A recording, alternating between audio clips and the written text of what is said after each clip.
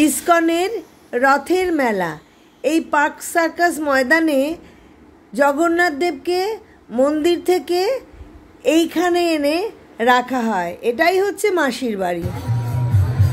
ইসকনের Rathyatra, park circus ময়দান, এই যে মন্দির আর তার পাশে পরপর 3টে রথ দাঁড়িয়ে আছে।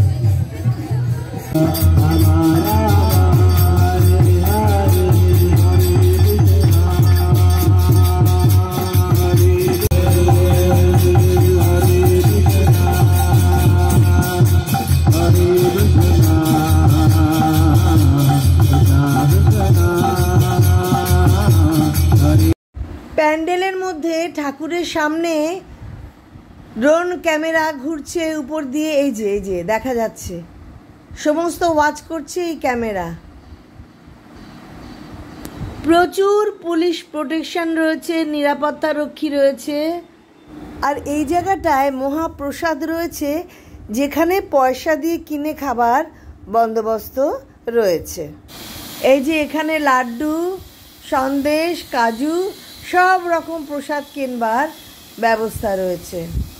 আর এই হচ্ছে ময়দান চত্বর, যেটার চারদিক দিয়ে প্যান্ডেল করা হয়েছে। এই হচ্ছে মন্দির, আর তার সামনেই 3টে রথ দাঁড়িয়ে আছে, যে রথে জগন্নাথ, বলরাম, সুভদ্রা এসেছেন।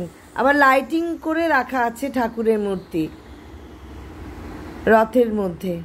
একটাতে জগন্নাথ দেব, একটাতে বলরাম, আর একটাতে সুভদ্রা।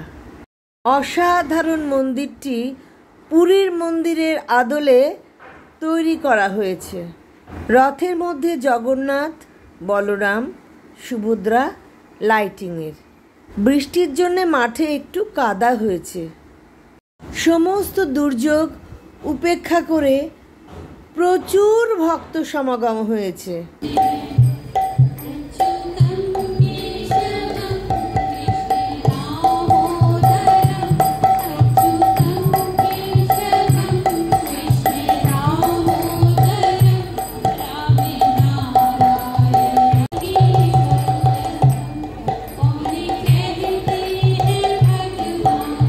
এই প্যান্ডেলে আবার অনুষ্ঠান হচ্ছে, ঠাকুরের নামগান হচ্ছে, বিভিন্ন রকম ঠাকুরের নাটক হচ্ছে।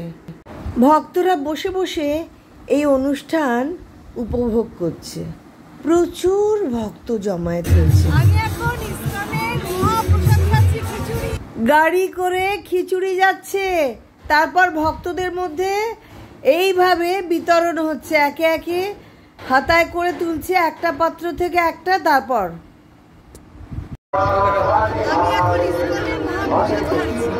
এই মূর্তি মন্দির থেকে এখানে আনা হয়েছে।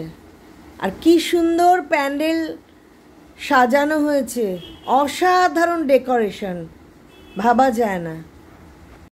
প্যান্ডেলের দেয়ালেও জগন্নাথ, বলরাম, সুভদ্রার মূর্তি সুন্দর করে কারুকার্য করে রাখা আছে। যেদিকেই তাকানো যাবে শুধু জগন্নাথ, বলরাম, সুভদ্রার মূর্তি। আর এই হচ্ছে প্যান্ডেলের বাইরের দেওয়াল, এরকম করে সাজানো। প্রচুর পুলিশের গাড়ি, ফায়ার ব্রিগেডের গাড়ি দাঁড় করানো আছে। ভক্তদের নিরাপত্তার জন্য সব রকম ব্যবস্থা আছে। বেরোনোর সময় গেটে এরকম কৃষ্ণ মূর্তি রয়েছে।